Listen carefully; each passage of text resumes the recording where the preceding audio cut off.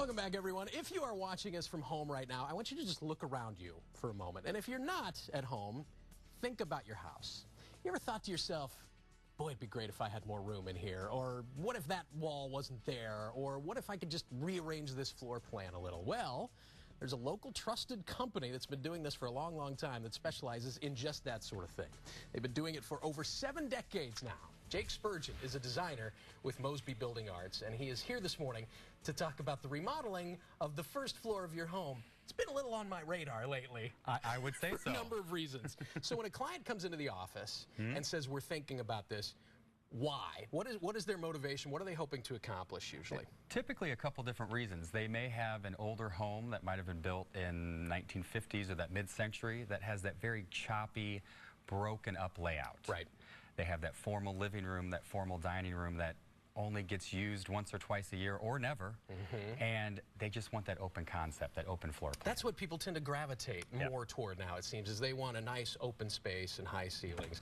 So let's say that you're able to lay out a plan and say, okay, yeah, we can add some significant square footage. Then what do people do with that new found space? What do they usually want to do with it? Well, typically they want to rearrange some furniture and kind of make it flow a little bit better. And that can also lead into other future areas that are in the space. Right. Talk about kitchen, powder room, how to make the spaces work for entertaining and for their everyday life. We're going to show some viewers. This is my favorite. No offense to you. I love having you here. But my favorite part of these Mosby segments is we get to show some examples of your incredible work that you've done here locally. So you talk about getting into some of these communal spaces, the kitchens, the living rooms.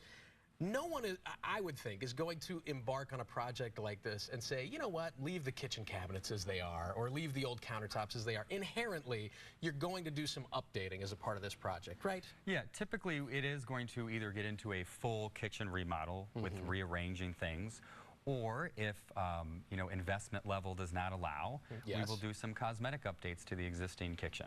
New countertops, tile backsplash, maybe some appliances, just little stuff that are budget friendly that still give that new overall great look. And I think the last time Mosby was in the studio, we talked about the full-on custom kitchen remodel versus a semi-custom. So there's still a way to kind of do that semi-custom, even if you're changing the footprint of the home. That's good to know. Absolutely. So I mentioned moving or maybe even removing walls. Before someone even goes to talk to you guys, is there a way for the layperson to look at a wall and figure out, is this load-bearing? Is this something that I could move if I wanted to?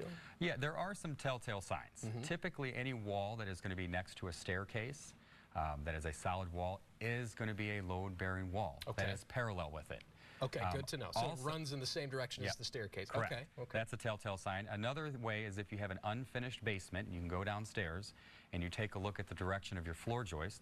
Any wall that's in the middle of the home that is perpendicular to the direction of those floor joists typically is going to be load-bearing. But I always recommend to have a professional come over and take a look. Right, because who knows what's happening up? If you've got a second story, who knows? But yeah, that's a good general rule.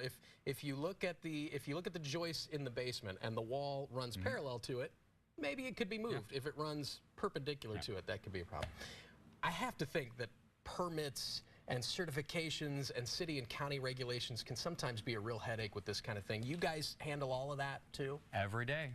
We have a whole department and team that handles all the engineering and architectural drawings and specifications for permit, which is for this type of project for opening walls is required, whether it load-bearing or not.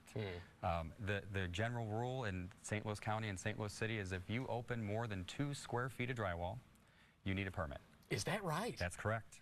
I might have violated that rule a time or two. Now you tell me. Thanks, Jake, very much. This is the beauty of Mosby. They do fantastic work, and it's one-stop shopping. They've got all the experts under one roof. We appreciate you coming by. If you're even considering a remodel, you should give Mosby Building Arts a call. It's 314-909-1800.